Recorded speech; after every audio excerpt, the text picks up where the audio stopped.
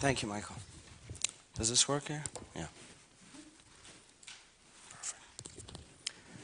Good morning, everyone. Good morning. Who is local? Okay, great. So I've been told to speak slowly, which is hard for me to do, but I'll try. And we'll have half an hour. Also, Richard was introduced in passing. Dr. Della Penna is our Chief Medical Officer at Independa. And as part of Q&A, maybe I can ask you, Richard, to join me as well, because when we talk about healthcare and elder care, there's no one better to comment, certainly when he's in the room. So I have maybe 15, 18 slides. There are corporate slides. I tried to take the Independa reference out, so they're making them more general. But of course, you'll see our logo. Just a little bit about Independa for those of you locally may know us a little bit more. Our goal is to be the global brand for technology for elder care, whether someone is aging in their home or in a community. And I'll mention that by accident, we ended up solving the healthcare last mile challenge. And the healthcare last mile challenge is if you follow maybe the carrier nomenclature, the Verizons and AT&Ts or cable networks, from a technology perspective, when someone is in their home, the final mile of getting services to them is a very challenging and very expensive proposition. Like if you can imagine, if you're building broadband, the final mile of taking broadband into the home or the final mile of taking cable into the home is challenging. There's installation issues, but also just getting the technology in.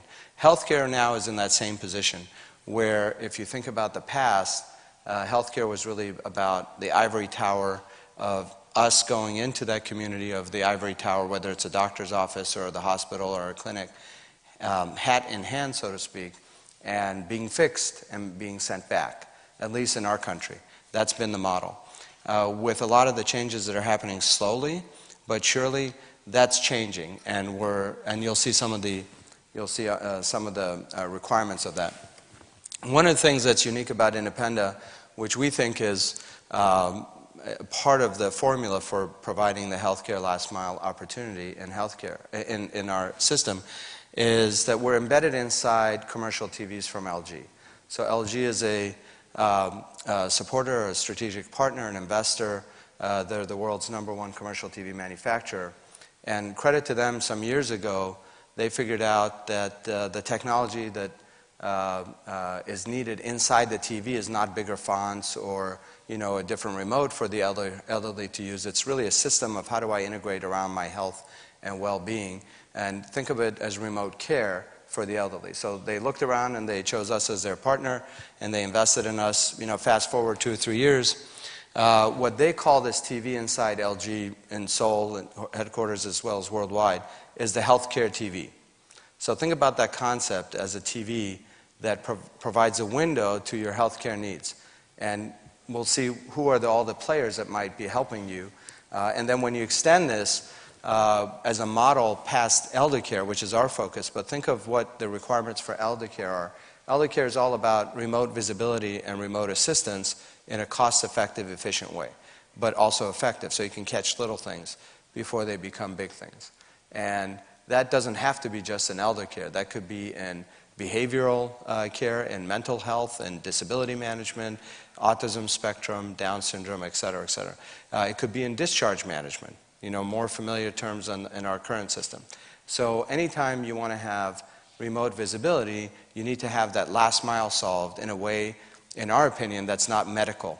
I think the problem is if we think about healthcare and equate it to medical, that's where the costs go up and usage and access go down and complexity goes up. Versus the consumerization of healthcare is really all about keeping you away from the system, not fixing you. And of course, when something breaks, you have to get fixed, but the focus has always been predominantly on fixing you, not keeping you away. But for elder care, the focus is really about keeping you from the system. So the TV is a big part of that. Going over some requirements in our view that are critical for solving this, and there's a few of them. If it was easy, everyone would do it. One is really you need a software-based tool, in our opinion, not a hardware one, because hardware is always going to be changing and it's very much a commodity. Even the TV models change, 4 or 5 times a year. But the platform that runs inside it should be stable and should be the same platform and evolve. And it's really across multiple technology standards and considerations. So to make this happen, think of the convergence of a whole bunch of different technologies, from home automations to home control to telemedicine from a medical side, but also telecare, a reminder system, all of those being integrated. Certainly being cloud-based, which all that means is it's always up to date. You don't have to have updates or learn anything new or have requirements locally in your residence. I'm just coming from CES, and the convergence of what some of you may have heard, Internet of Things. Everybody familiar with that term? All that means is you put wireless connectivity in all sorts of things, from toasters to cars to maybe light pens. It doesn't matter. So everything's connected. So that's great. It sounds fun, and there's lots of cool things that you can do with it. But wouldn't it be great if that Internet of Things now somehow connects maybe to the spoon that someone is using to eat or not eat, to the drawer that they would open up or not open up. So if they are forgetful of eating and they're becoming frail, rather than having a care professional there all the time, you'll be able to see, from a distance, see whether certain things are being used. So then the Internet of Things has to be a part of that. The other technology would be, let's say, home automation. So people are turning on lights and turning off lights, and it's very convenient, very sort of futuristic. But the application to healthcare, and particularly elder care, would be, what if, a lot of the falls that happen for the elderly are right after you get up early in the morning and you're groggy and you want to get to the bathroom, and it's right by your bed, or it's actually inside the bathroom. A lot of that has to do because you haven't turned on the light and you're kind of working your way to the light switch. Well, if there's motion, home automation could be part of elder care where the light gets turned on. So the point is, all this has to converge to be able to have the central view that makes sense. Hardware agnostic, that's a big passion of ours. Hardware changes so much. I don't know who was at CES maybe, but if you were in some of the sections there, it's challenging. I can't even imagine being a company that has a wristwatch that reads your pulse, let's say. There's 100 of them. You run out of names and companies. There's 100 different things that measure your pedometer, your walking or your pulse rate, and they're all consumer, from Fitbit to Nike Fuel Band, which went out of the market, to now Apple coming in, to Samsung, to Motorola. These are the names we know. For every one of those, there's literally 50 others from China or other places that are showing you a very similar watch. So the idea for the platform is that you need to be agnostic to what comes and goes, especially if you're a hospital system, for instance, or a large senior living community, or an insurance company. You can't become beholden, frankly, even to Apple or Samsung. You want to become your own master of your own strategic platform. So from our perspective, it's really important not to tie the software to the hardware, but to be agnostic and one layer above it. Of course, scalable, because we're talking about consumers and big numbers, it has to be big-time scalable. Another area here for us that's very important, that I think is generally important for consumers, is that it has to be engaging. Independa was founded some years ago based on a question I had for IDEO, the design firm. Some of you are familiar with it, probably the world's best design firm, certainly the US's best. And the question was, how come 30 years into it, the brand for technology for the elderly is still I fall and I can't get up, which is really still the case. That's the number one brand when we all think about it. If I did a raise of hands, what's the first brand? I fall and I can't get up. The second one, by the way, interestingly, is the clapper. So that's where we've been in terms of state of technology for elder care. And what do we do to change that? And they came back and they did their magic, and they said, after they did everything, they said, certainly it's a huge market, it's growing, it's going to explode, et cetera, but the two things that are missing, one is the solution has to be holistic, and that's really this point about integrated. In other words, if you can't solve a silo, you can't solve, how many of you are in the medical field here, purely? Medical, okay, so more than half. So this is music to your ears. Congestive heart failure, big cost for hospitalization, big reason for death, big complexity, the discharge, I don't know if the numbers are still the same, but as of 18 months ago, 24% of CHF patients came back within 30 days, and over 50% within 6 months. So you can imagine, frankly, the racket that was going on that we're paying again when the hospital was just saying, here, check, check, check, check, check, I'm not going to get sued, now good luck, hopefully we'll see you in 20 days. I'm being facetious, but But we could have done a lot more, but the system incents people not to do more in that model. Now with discharge penalties and everything else, the hospital is suddenly very interested in keeping you away for at least 32 days, and soon, 63 days and so forth. And when you think about where was I going with that? With the engaging was, okay, it'll come back to me. But the point is, you can't, here's what it was. You can't look at that silo. When we were founding the company, Richard and I were in meetings where the healthcare folks were telling us, go after CHF. There's huge opportunity there. Build a system, there's going to be money, there's going to be savings, and discharge management and everything else, there's going to be a big market. But our view was, and IDEO's view, was that if you go after that market, you're frankly part of the problem, because you're finding savings in a broken system. And there's great opportunity there. Our view is you can't just make it more efficient, you also have to make it more effective. And to be effective, you have to be just slightly outside the system. And so a platform that goes across COPD, CHF, obesity management, hypertension, hypotension, and diabetes, not to mention maybe asthma and a couple others, that becomes a platform for someone like a Scripps to use and say, I don't want just a medical solution, I want a consumer last mile solution. So I have visibility from a distance. Again, that's where the engagement. So integrated is one, and the engagement was that at least for the elderly, unless it's super easy and there's no computer required and no passwords and nothing new to learn and no virus scans and so forth, it's going to be hard to engage them.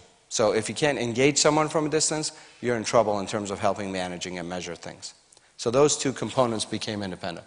And of course the TV was the holy grail. So at least in elder care, the TV, no one else has this, and it's critical to have that transformative experience where you don't, we're embedded inside the system, there's no application to go to, and no input to change or channel to change.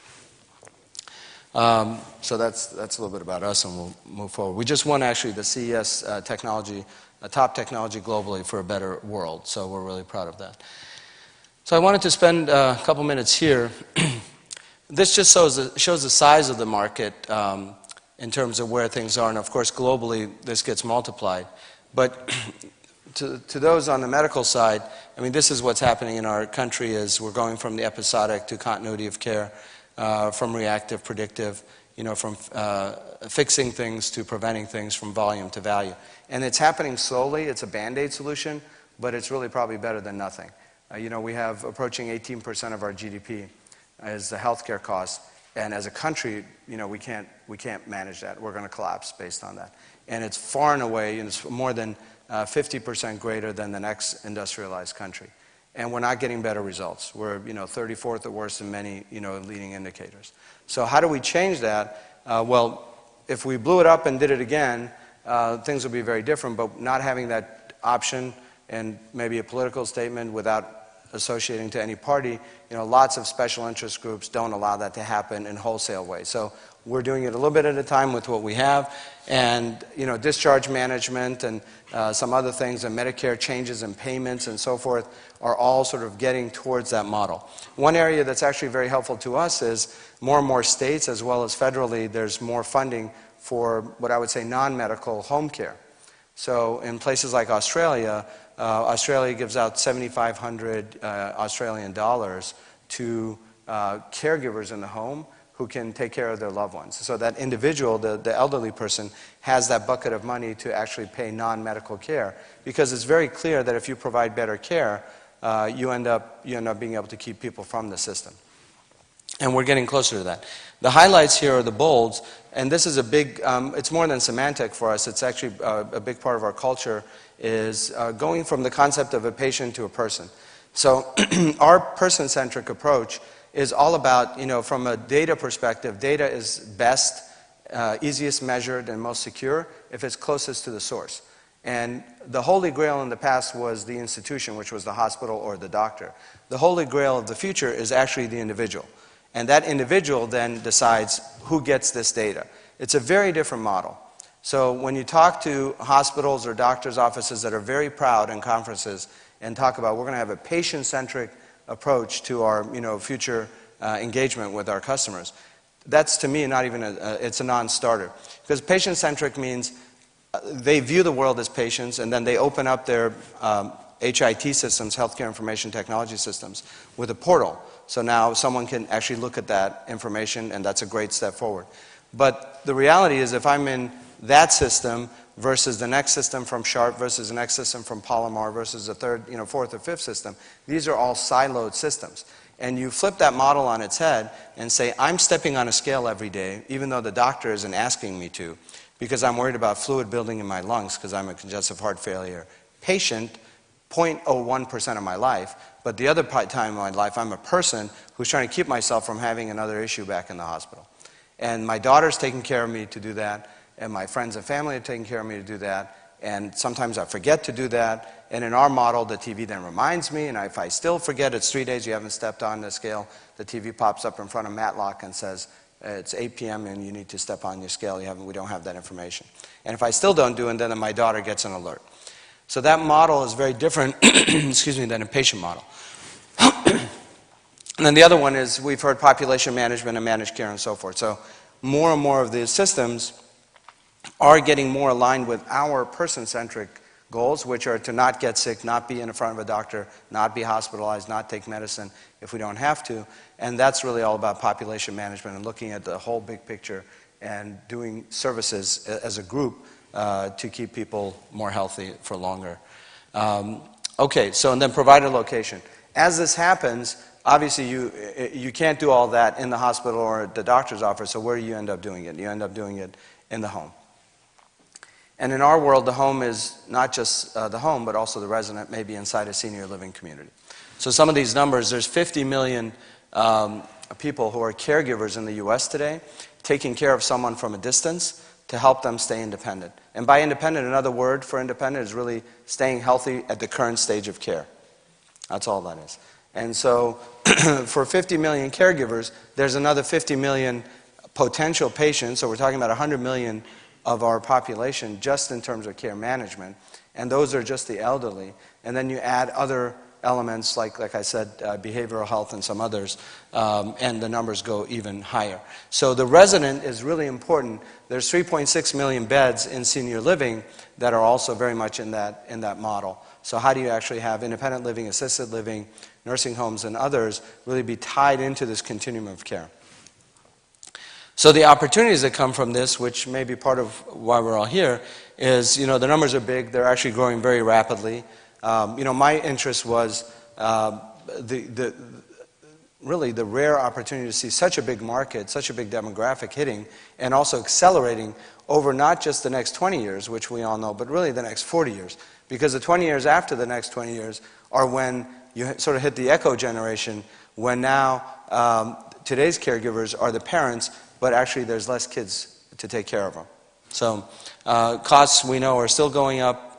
Everyone's goal is to stay independent, to stay healthy, and there really isn't that healthcare last mile solution. When you think about how does a hospital maybe trying to take care of you manage that in a non-medical way, it doesn't exist. But then envision a world where you might have technology from Samsung that does home automation called SmartThings, or security from ADT that ties into the same, or medical devices that tie into the same. If my blood pressure goes up and I'm 85 years old and that causes a trigger, that's great. And that's really the telemedicine approach to remote care. But what if I got out of bed 10 times in an evening and nobody knew? Because there's no insurance code for that. But from a holistic integrated view, you need to have that picture from the person-centric view, not just the medical view. And so that's where the integration across all these different technologies is critical, to get that visibility. What if I went to the bathroom and didn't leave for 2 hours? That is a health event, but there's no CMS code and there's no insurance code for that. Nobody gets paid if they keep you from leaving the bathroom in less than 2 hours, or they engage you in less than 2 hours. So the bottom line is, previously there haven't been a central way to connect, monitor, alert, communicate, and collaborate between our healthcare system and the individual outside the healthcare system. So our view is that there's 3 major players in providing care. One is the organization and the staff. So that could be a hospital, that could be the doctor.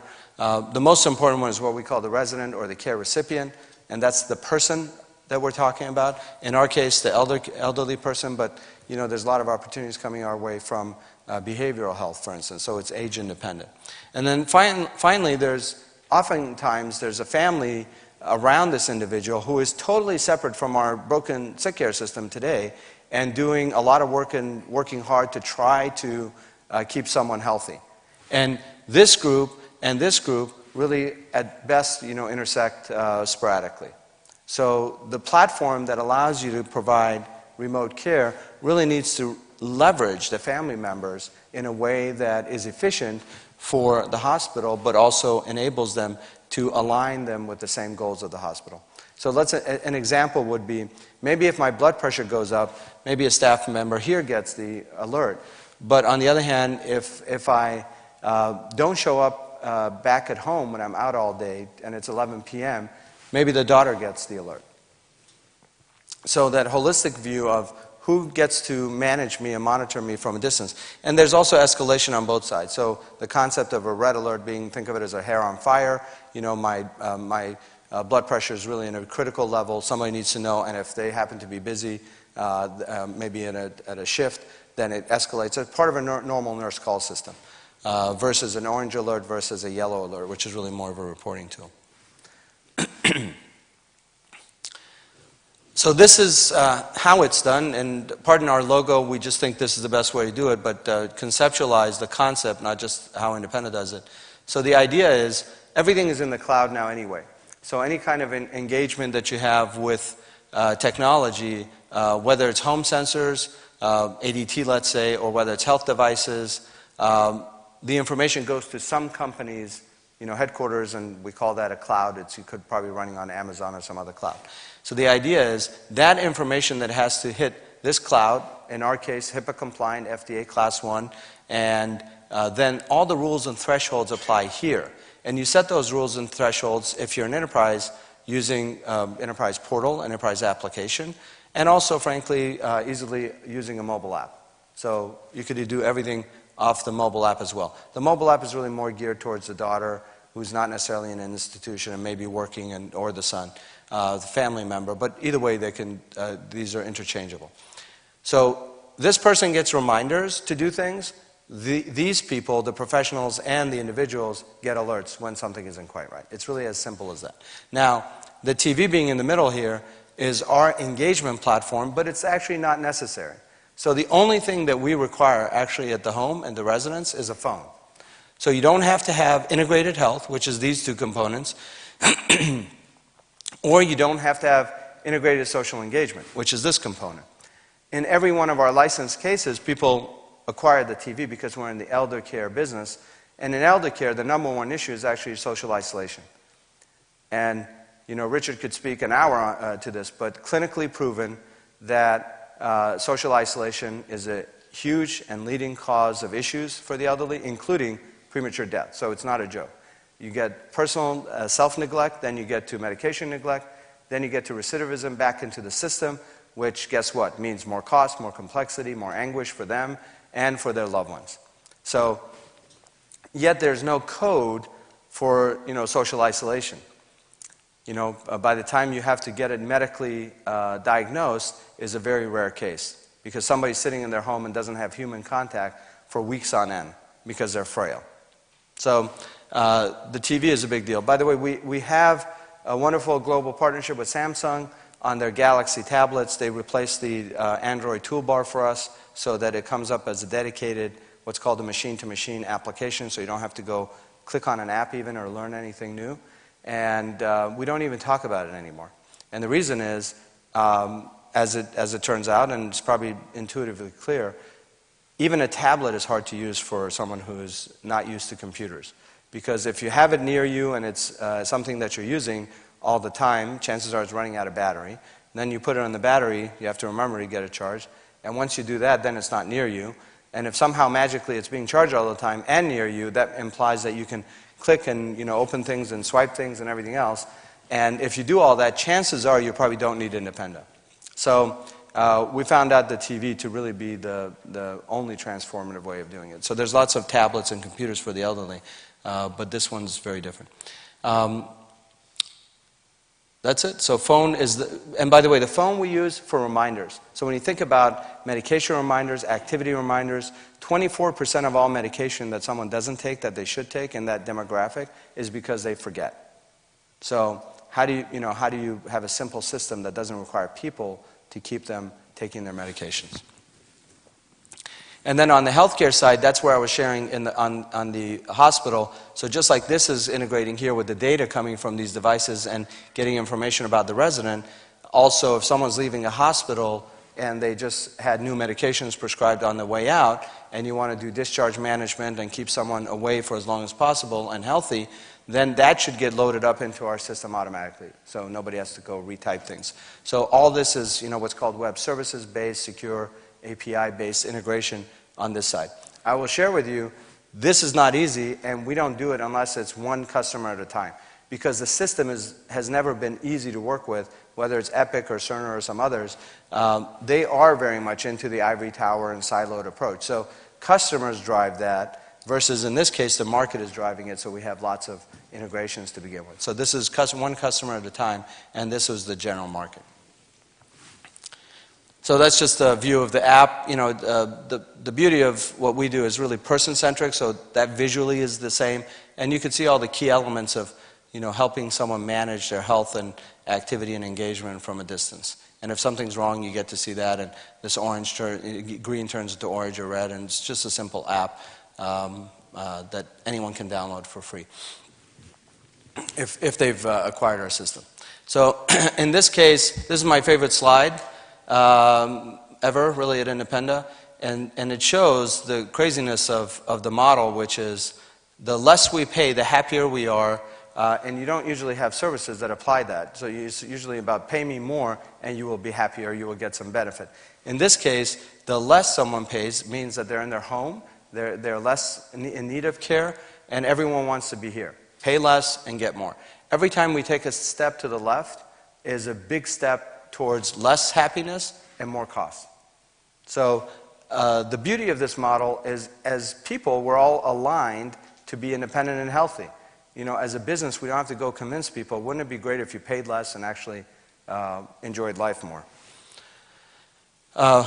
This is another view. This is actually Richard's slide, but it goes through all the different areas of integration from function to then be able to have a platform for providing effective remote care and effective independence. So environmental, for instance, imagine this would be ADT or all the new home automation and home control systems. And this is all the telemedicine approach. These are all computers for the elderly that nobody uses because they put them in the kitchen and they quickly run out of password issues and other things. Cognitive tools to keep you. And this is great. There's a whole industry now about music therapy. So music therapy for the elderly and really getting you engaged in ways that are much more spiritual. So the ROI of postponing transitions, the cost of our system from a consumer perspective is a drop in the bucket versus a medical or healthcare perspective. And that's really where the ROI is for us, where we show no matter what stage of care you're in, if you add the independent cost and we delay your move by 1 month, you pay for a lifetime use of our solution. That's a pretty compelling ROI. And as the system aligns itself more, then that's even more compelling. And this is just to repeat that, we're talking about the care across the continuum of care, not episodic. So that could be whether it's in the home or hospital or, payers and so forth. Everyone is starting to get more aligned here. In other countries, the alignment is much more pervasive. So it's not like a hospital. Well, the way I kind of think about it is if I'm building, I don't want to use Palomar as an example, I'm building the next fantastic hospital. And I have a bunch of investors sitting here, and the room is full of investors, and I'm trying to sell a bond to them to create the hospital. My pitch won't be, we're going to build this beautiful thing, and we're going to keep the beds empty. Right? So the hospital's incented to actually fill the beds. So when you see these new buildings with great names on them going up, I wonder what the business model is. Right? The business model is not. Some of it is demographic. Some of it we can't help. Some of it is, we're all going to, at some point need care. But I don't think part of the business model is, by the way, 10% of our budget is to really work hard to keep the building empty. The other 90% will take care of everyone who has to come in. So we think the TV is transformative. It's actually very hard to do, by the way, because being embedded inside the TV requires also to work from a TV manufacturer. And so we've done that heavy lifting. It's not a common interface. It's not just building an app inside a TV. So compelling social, community, professional engagement. So we think the three components that we talked about are key. To us, it's really all about not just more efficient, but also more effective. More effective is catching little things before they become big things. More efficient is saving money. So you have to have both, not just one. And we talked about this all in one. So simple, flexible, cost-effective. I think this may be my last slide. So we've talked about these. I'll open it up to questions. So I tried to be a little bit deeper than each slide to take up the time. Q&A, questions. Michael, do I sit? Do you want me to stay? What do you? Please just stay flexible. We have only this microphone that we can register. So what you're bringing up reminds me very much what is in discussion in Europe. When I only think about my home country, in about some years, 2050, about 45% of the German population is older than 65 years. So your concept is marvelous, and so I hope this goes soon very fast international.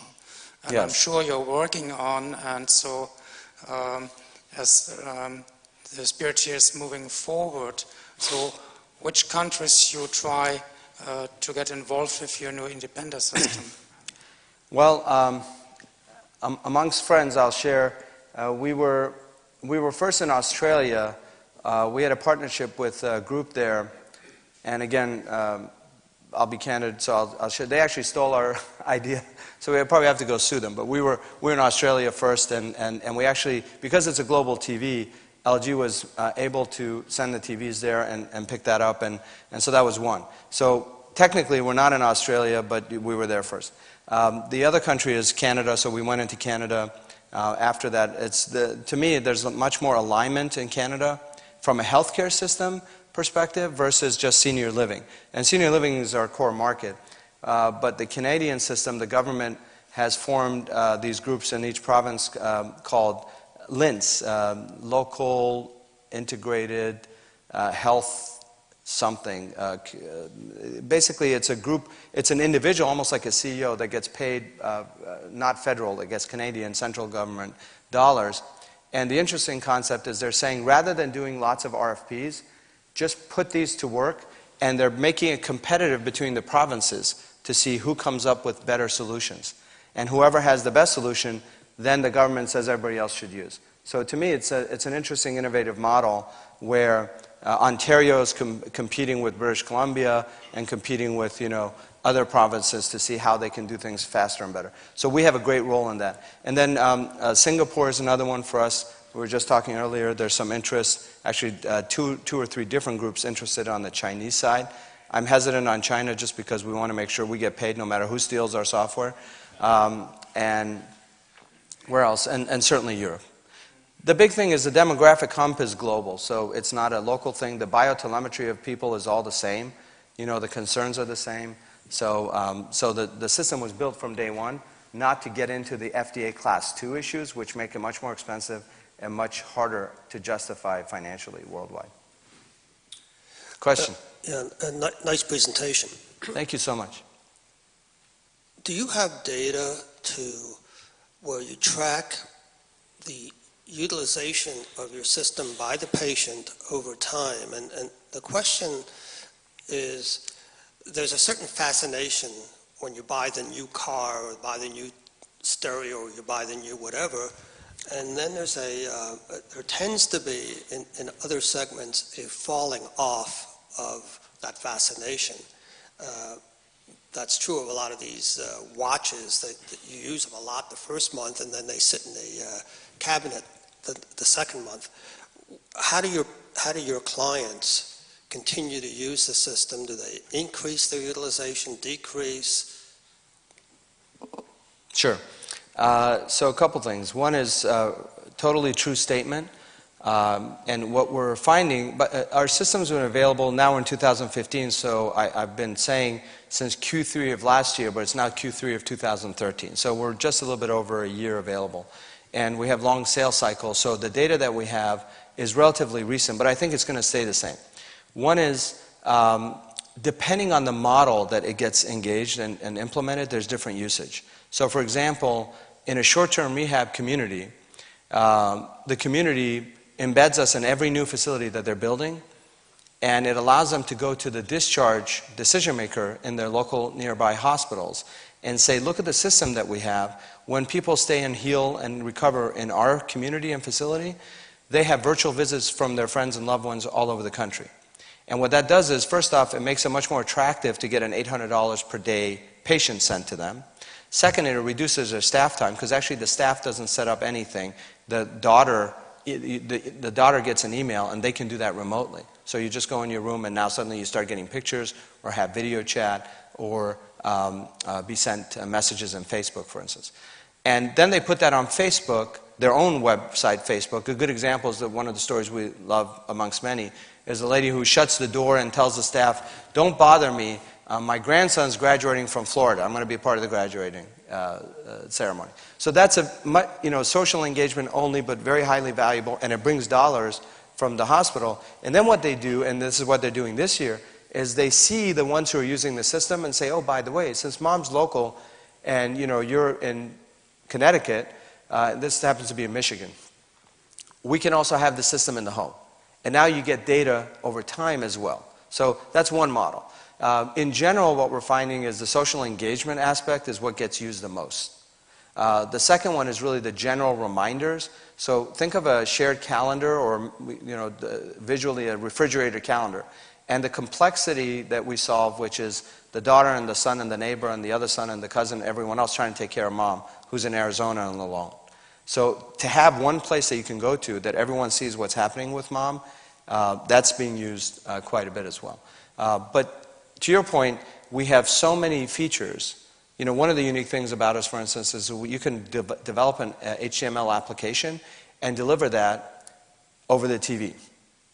That's a big deal, to be able to just deliver a web app right over a TV and pop that up at the right time and say, please watch this video on congestive heart failure because you just got discharged. Again, not requiring passwords or anything else. We haven't gotten to that stage of usage yet, but if I'm a hospital, that's what I would develop. So we're talking with folks around the ability to deliver surveys, which you can do today, to have videos shown, to have tips come up, all that. So we think that's going to be a big part of it, but not yet, just yet, because the hospitals haven't used it just yet. Did that answer your question? Yeah. By the way, Drew, one last thought on that. As usage does go up. So it starts off because it's a shiny object and people want to use it and they use it a certain way, but usage goes up as staff become more comfortable and daughters and sons become more comfortable. So usage does go up based on that. Sorry, thank you. Kian, congratulations, great progress. I saw this when it was just an idea, but you've really made some great progress. Thank you. I have, I guess, a part technical question, and that is, as you integrate some of the sensors that alert people, the accelerometers on falls and so forth, one of the big challenges is the false positives. Absolutely. And wonder what the thinking here is in terms of, it's great to be viewing and monitoring, but if you get constant false alerts, it actually increases the cost, not decrease the cost. Absolutely. And that's a great point. So just, again, we have a little bit of time, so I'll share a history. When Independent was about to be formed, there was a company out there called Quiet Care. And Quiet Care was an East Coast-based company that made the claim that if you just put sensors around this person and nothing else, we will tell you when bad things happen because we will baseline, and then we will be able to tell, when things are going off the baseline. Now, my background's in technology and Bell Labs, and more relevant really even is with WebSense here locally. And with WebSense, we were categorizing the internet every day. And to do that, we had a lot of support vector machines and artificial intelligence and so forth. even with the easiest categories to categorize, we weren't getting better than 97% accuracy. And so I happen to know the state of the art in AI was 97%. So my thought was, if this company had suddenly changed the laws of physics and they were able to make, a higher accuracy, then there would be no business for Independa. But I sort of counted on the fact that that's not possible. So to answer that question, what we did was we set everything on thresholds. And it's really important to set things on thresholds instead of on thinking that something is off because of your baseline. Because there's so many permutations that go off, even with the accelerometers and the pendants and everything else. So our model is all around, you can't go wrong because we don't make any guesses. We don't say, oh, somebody's having a problem in the bathroom. We give you a choice to say certain hours and certain times, if it goes above or below, what should happen. So that avoids, and for that exact reason, Drew, was why I did it that way early on, which was to avoid the false positives. And Drew's comment is absolutely true, because what happens is all this technology talk really practically doesn't apply, because if you have false positives, what ends up happening is you have to dial the sensitivity down, and then you end up getting false negatives. So essentially, people turn the thing off. So if you're a nurse in a nurse station, and every 5 minutes the alert's going off, and there's so many examples of this, right? Whether it's in ICU or other places, and Richard, I'm sure, can cite some, is you just turn the alarm off. There's too much going on, and then now suddenly when bad things happen, you don't get it. So you don't catch you actually have false negatives. So that's how we address it, is by having thresholds instead of guessing. Yes?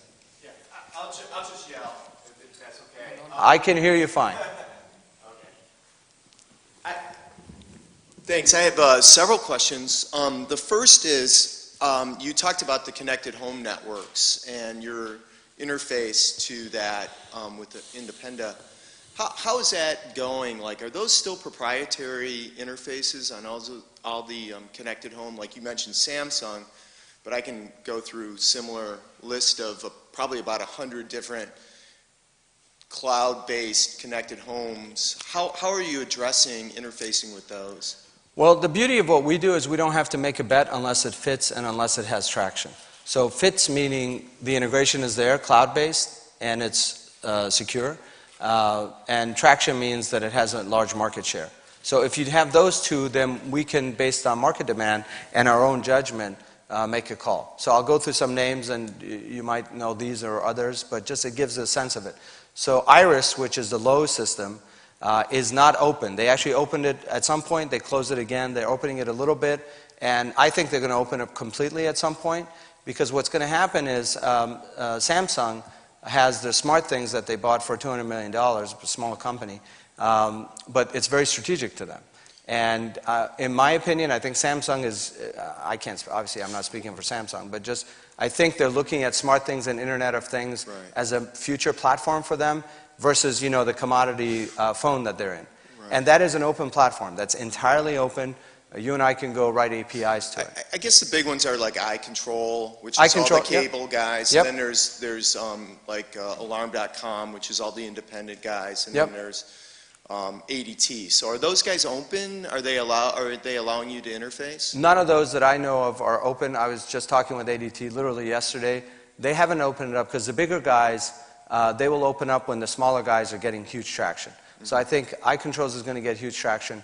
Google with Nest is open. Obviously, that's an open platform. And then you have Honeywell going to that business from the sort of the thermostat perspective.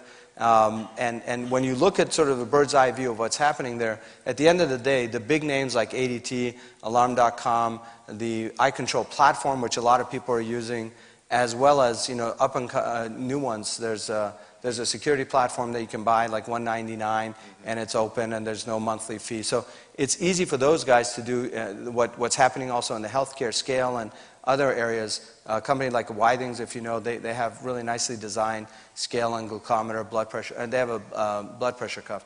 But it's an open API platform, and they don't charge you extra for it. So you pay once for the hardware, and you can now integrate with them. So I think that's going to happen in the... So there's still some, I guess, some standardization or some work or opening up of the connected home network still needed, kind of to really make this go on the promise is standardization. I don't think standardization is going to happen anytime soon, if at all. But what will happen is they will open up and have their proprietary ways for someone like Independa to say to a consumer who bought a TV for their grandma, to say, oh, please give a check mark if you have, ADT versus eye control versus, iris versus this or that. And as soon as they do that, then we can go and get the integration into the cloud. Gotcha. Just one other question, and then I'll turn it over. Going globally, in different cloud businesses I've been involved with, there's still a lot of privacy protection. So do you see having to set up your own cloud in every country that you go in? Like, for instance, Canada is one that's notorious about privacy laws. Do you have a separate, do you house all the data there in Canada, or is that a big issue do you think, as you try to expand globally? It's actually a non-issue, but it is something you have to do. So most of the regions, I would say, it's not country by country. Like EU has their own, Australia has their own, Canada, like you said, has their own.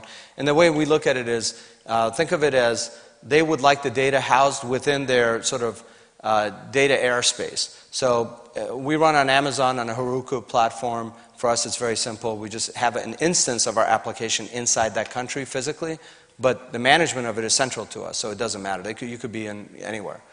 Timbuktu, we're managing you the same, which is what we're doing in Australia. Great. Thank you. My pleasure. In addition to targeting the health systems and care facilities, do you have a direct-to-caregiver and direct-to-consumer strategy? We do. We actually announced that this Tuesday at Consumer Electronics, and one of the things that happens is every time we talk about the platform and the solution and it's B2B and all that, everyone says, well, my neighbor wants one, my friend next door would like one, I would like one. So we're always asked, how can I get one for myself or someone I know? And so it's always been part of our strategy. Like when probably Drew and I sat down, it was a long time ago, but the idea was the consumer is the biggest market. But it's also the most challenging market, and you really need to get your act together. And to me, it was always important to get the enterprise done first, because it's a small step for us to go from enterprise to consumer, not from a logistics standpoint and other things which we're very mindful of, but from a technology perspective. It's an impossible step practically to go from consumer to the enterprise. And also the money that you need to make an attempt and a run at a consumer, you want to work that out to the enterprise first. So yes, we have a consumer strategy. In fact, if you go to our website now, there's prices, and you can press buy now. And again, we're super careful. So what you do is if you press buy now, we thank you for that, and we say we appreciate your interest, and we're going to keep you abreast of our launch, which we think is around the April timeframe. Because personally, I don't, there's a lot of things we don't know that we don't know, but there's also a lot of things we know we don't know. So we don't know which TV size they may like more. We don't know which pricing model they may like more. So we're getting. It turns out, just a little bit more details, we were going to do a Kickstarter campaign, not from an investment standpoint, but to sell 200, 100, 500 TVs to the consumer and really charge people actually to become case studies for us. So you pay a little bit more for dad to be coddled and be given input and so forth. And what happened was there was a national news story from Fox on us that was going to air January 8th, which it did. So we actually fast-forwarded that model to say, okay, we have all this demand that's going to come to our website anyway. Rather than go try to figure out that demand through the crowdfunding aspect, let's accelerate that. So we were going to do that in March. We ended up doing that January, I guess Monday, whenever that is, 8th. So we got a lot of demand coming to the website. A lot of people actually clicked buy. And I haven't even seen the data yet because I got home at midnight last night. But I know some preliminary. It was very nice. Excellent. Thank you. Thank you. How many people are using Independa at the moment? We don't share the exact number, but it's in the hundreds, and the pipeline is actually in the thousands for this year. Yeah, and those are all enterprise customers. And those are typically 12 to 18-month sales cycles. So the consumer model is very different. We probably, well, I'm not going to project, but those numbers become very small in the consumer side. I'll also mention a couple things. Again, I don't know, we don't have an NDA, but imagine a company like a Reader's Digest that might be interested in selling the Reader's Digest healthcare TV, right? They have 28 million people that they subscribe or have subscribers either on the newsstand in their properties or online subscription directly through Reader's Digest. So there's a lot of opportunities on the consumer side. that we are not going to be the company that gets people on our website and then we have a big shipping operation and we test the TVs and send them out. We're not going to touch the hardware. We don't own the hardware. It's not part of our business model. We're a software company. But imagine another model where Funai, that makes millions of TVs and OEMs those brands to other people, and maybe that's Drew and I were talking about maybe China and some others. There's brands that if you're selling a TV in Walmart and it has a little sticker that says independent inside or elder care empowered or whatever it is, and it's an independent platform, you sell the TV there and you sell it for the same price, and the daughter can download a mobile app, and now suddenly everything changes in the daughter's life and mom's life, and you sell a lot more TVs. So those are the models that we're looking at, not one at a time with us providing the logistics. Coming back to Singapore, I'm quite, this healthcare system in Singapore is based on family counts, which means the healthcare insurance is an insurance for the whole family, and somehow every family has an account. And when somebody in the family gets seriously ill, so we talk maybe about cancer, then other family members can give their healthcare points to this patient. So this is for me a system based on solidarity and sharing responsibility and maybe even sustainability. So if I would like now to come back to your slide, I think it was number 9, about your cost chart. As you said, this is your lovely one. I can imagine that Singapore is a quite lovely market for your concept, because the families will chat together and discuss about independent, and you would like, with your system, you're also winning when you're keeping the patients out of the hospital beds. So I think Singapore is a very lovely spot for your system, because the society itself probably will decide or will get very fast familiar with your system, because you deliver something which is in their need. No, I totally agree. So Singapore, personally for me, is a great example, unfortunately a rare example, where the government is appearing to do the right things for its citizens, in a pretty efficient way. They have fiber pretty much going into the homes, which means bandwidth is not an issue, and they're very much aligned in terms of keeping people away from the costly system. So it's a great opportunity. I was literally just 2 days ago talking to the CEO of StarHub, which is a great, one of the few big telcos there. In the US, we have CenturyLink, who's chosen our platform to go national. They haven't done it yet because things are slow in general for some of these bigger companies. But I think the telco model to take healthcare to the consumer, when we talk about the consumerization of healthcare, who has an installer that goes into your home, who connects the internet, which is needed for our system, whether it's Wi-Fi or internet-based. It's, again, the carrier. And so it's a natural fit to look at the telcos as enablers for our system. At some point, your system in a given installation will be getting very close to clinical decision-making, practice of medicine. First part of the question is, what is the regulatory body view of this, depending on which jurisdiction you're in? And B, given that a lot of the therapeutic medical device companies already are doing very sophisticated, real-time, continuous patient monitoring, Right. How are you going to either collaborate with them or compete with them? Sure. So I'll comment to them. Maybe Richard would like to add something, but I'm not the clinical guy. I'm not the doctor. I'm like the guy who stayed at the Holiday Inn Express. So I'll give you my perspective, but Richard can give you the doctor's perspective.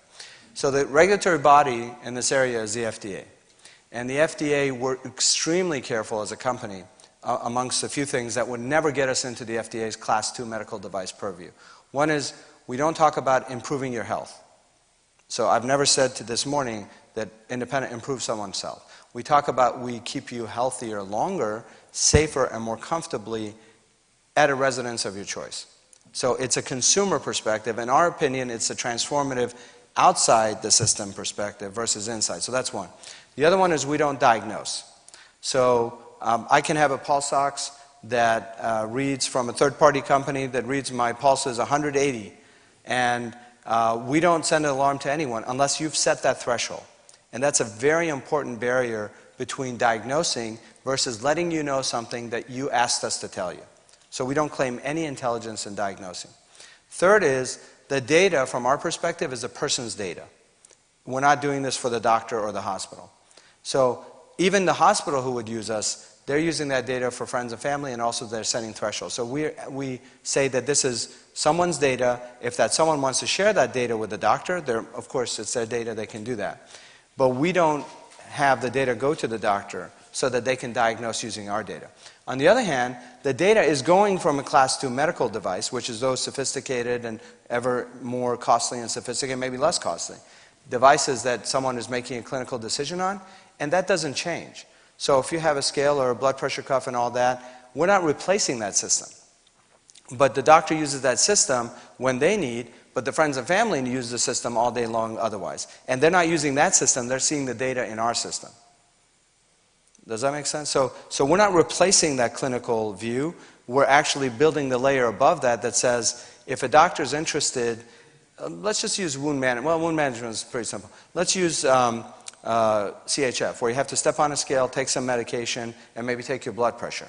So if a nurse is normally trying to get that data from you, I don't know, what is it, once a week maybe, once a month? If you're very high risk, it's probably more frequent than once a month.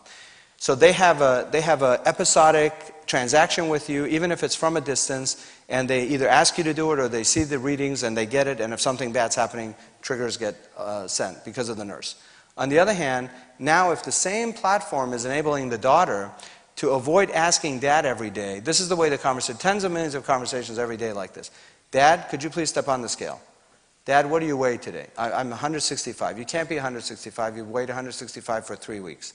Oh, don't worry about that. How are the kids doing? So if you now let the daughter avoid that conversation to see if dad stepped or not, and also not even care because she hasn't had a trigger. The trigger says dad hasn't stepped or dad stepped and it went up too much. So it's the complementary nature of it. We don't get on the clinical side. And it's more than a fine line. It's a very strict line for us to be very careful about the FDA. And that's why we never talk about patients. We don't have patients. The doctor has the patient. But using your CHF example, people who have significant congestive heart failure become a patient often with an implant to deal with the CHF. That implant basically tracks moisture in the lungs, it tracks a whole bunch of things, and provides a rather sophisticated early warning system to the patient and to the physician, like make sure you're taking a diuretic in case you've had too much salt the night before or whatever. So it's a much more therapeutically inclined system than a casual, hey dad, what do you weigh? I mean, these systems are integrated with the scale as well. Sure. So I'm not sure you need another layer of redundancy that is more general when you have a very specific therapeutic set of measurements for the patient who is seriously affected by CHF. Right. And so that's a great point. If the system is so much beyond what we can provide, and as you would put it, casual, but in my mind it would be the chronic condition management of that. If it's so much more, then, you may not need our system from a healthcare perspective. The problems we solve were not intended to solve that. We don't have that medical device. And frankly, if someone's paying for that procedure and the cost of that and insurance is adding that, it's a wonderful thing, but that's why we're at 18% of our GDP, because the rest of the world probably doesn't use that. So our view is anything that becomes US-centric is great, but if we go to Europe, is that the same company? Is that the same way to do it? And versus, can we keep people away in the more common way? The challenge is those are very expensive procedures and insurance companies are happy, well, they're not happy to pay for it, but they can raise the rates. What's happening is now they can't raise their rates as much. And the co-payments are making all of us go bankrupt because of those. I mean, they're life-saving, and we're living to be 100, and everyone wants that extra few months or few years. So, and that gets into, maybe Richard can comment further on that. But we don't replace that. There's no way we can replace that. Richard, do you want to add anything to that? I think it just points to, Kian, it raises or points to the issue again of siloization. So our view is that the person is more than somebody who has just congestive heart failure, that these other domains that were on that one spider diagram still exist. So if there was a need to or desire to integrate that program into our platform, and it didn't make either of them more cumbersome, then that could happen. But I think the experience is, we as individuals, I as a physician, other physicians here, is that we're more than just diseases and conditions. We have these other aspects to our life. And so our platform really integrates all of those. So if we use a simple sensor or monitor like a glucometer, okay, that's something that we can grasp. We know that there are patches, body patches, that are being developed for people who don't have implantable devices that measure 18 biometric parameters. And again, I'm not sure what we're going to do with all of those things and who's going to do it, but I guess in theory, I'm not the technical person. That all could be integrated in as well. Yeah, I would also say the chief medical officer at one of our largest hospitals here. Folks from there's the lady had a question. When investors go to the chief medical officer of this hospital and ask them, should I invest in this technology? Should I invest in that technology? His answer is, we're not looking to implement silo technologies anymore. We're looking to implement sort of the overarching. To Richard's point, it's really about the overall picture. And maybe that one you're talking about becomes a part of that. But you don't want to make it an either or. But great question. Thank you. So I was wondering if you have actually any consumer survey testing done on the consumers that would be willing to accept this kind of monitoring. And I believe the current generation that grows up with technology and all those kind of gadgets would be much more easier to get their buy-in, to have those kind of monitoring. But the current generation have such an still not acceptance level and trust in any of those kind of monitoring systems. And especially in Europe, they already have interactive TVs that they can book their train stations, they can get their everything done. And yet the current generations that actually would benefit from this kind of system is very reluctant to go there. There's just that social interfact, that touch, hand-on, not there. And this is, I think, one of the barriers that I would perceive to have that actually implemented. Sure. So great question. A couple things. One is, and I don't think I mentioned it this way, but it's very important to say, we provide care when you can't be there. So we don't replace care. We're not the touch replacement. We're not a shower bathing replacement or the love replacement. So that's clear. But in so many cases, someone who cares can't be there, right? So that's where our system becomes, in our opinion, the first line of defense instead of a very expensive next stage, which is to hire someone to go there.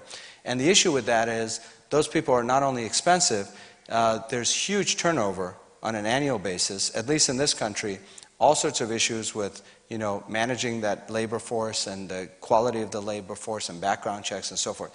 So we provide a cost-effective way to provide care when you can't be there. And if you need more care, for sure, whether you're there or somebody else, we don't replace that. Now, that aside, in terms of usability, the generation that's watching a TV, let me approach it a little bit differently.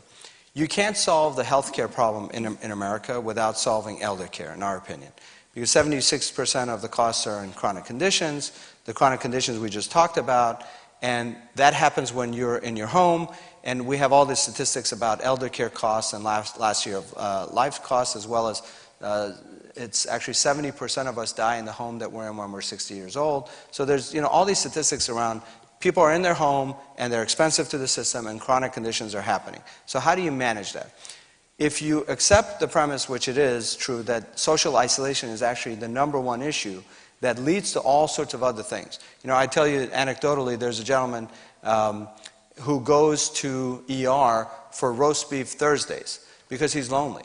He shows up with some ailment, and everyone in that system has made money all along. So he picks up the phone and says, I'm not feeling this, I'm not feeling that. The triage person has to go through the steps, and he has to show up at the hospital, and they know to do the test because they have to do it. And, he sees some people, engages them, has a social engager, goes back home. Now, the system's changing where, the hospital may not pay as much or be paid as much and so forth.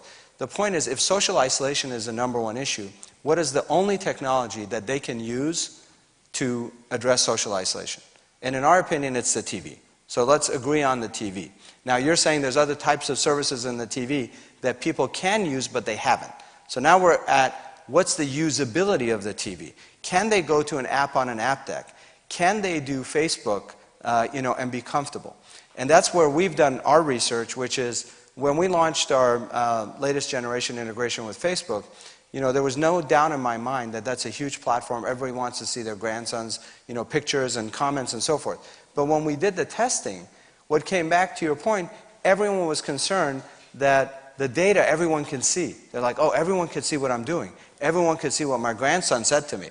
So you know what we did? We called it private Facebook.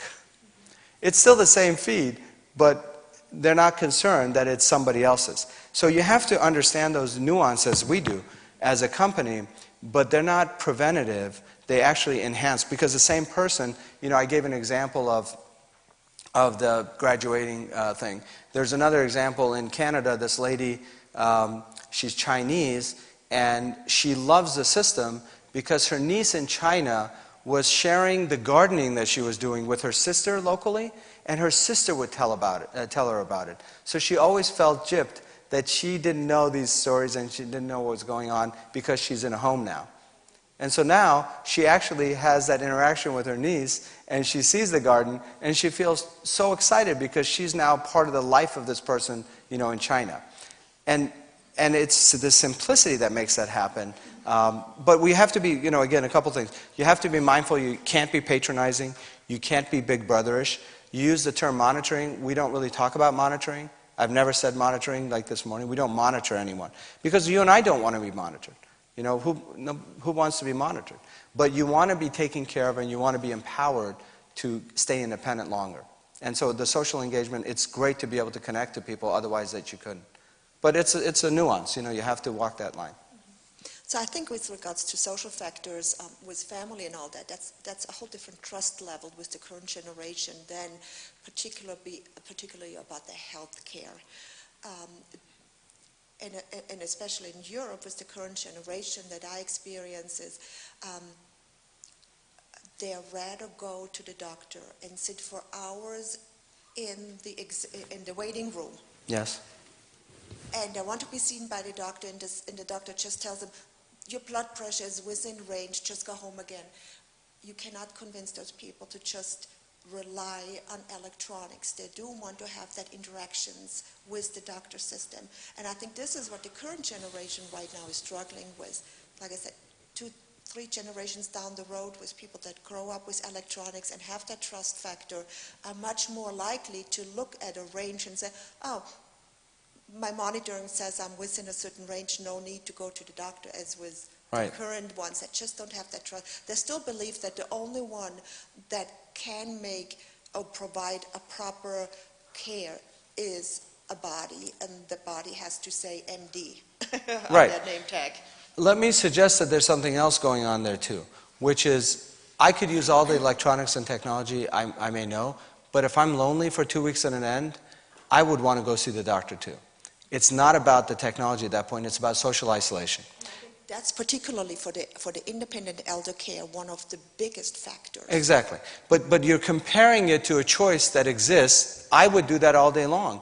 Why? Because my concern right now is efficiency, because I have too much to do. So if I don't have to go see a doctor, I'm happy to do it in a more efficient way. If I have nothing to do for 3 weeks and I don't have any human contact, I will make something up to go have the roast beef or see the doctor. So, but you're comparing it to that model. I'm comparing it to the model where Apria, that has the largest infusion system, their home medical equipment company, they were taking their, actually in this case, oxygen tanks. So they were taking their oxygen tanks in and out of homes, and the people taking those tanks, they actually changed the model so they would have to go in less frequently, right? More efficient, make more money for shareholders, all that. Guess what? They started losing their customers. And why did they lose their customers? Not because of what you and I would want, was why is an intruder coming in? I'm so happy you don't come in and bother me as much. That was the engagement that they had with the outside world. So my point is, it's really, we don't compare it to the perfect choice, which is, oh, I have all sorts of people there. We compare it to reality, which is I'm lonely, and all day long, no one's talking to me, but now 5 people can talk to me. And by the way, the companies can talk to them too. So Apria would look at this platform, or a pharmacist may look at this platform and say, I don't have to have someone come to me or me go to them. I can have an engagement which I otherwise would have none. So it's comparing to none versus something better. Looking at the time, I would like to make a quick break here and thank you very much for this very exciting stimulus presentation. Thanks a lot. But I would like to thank the audience too for this great conversation and discussions. This was very, very lively. So.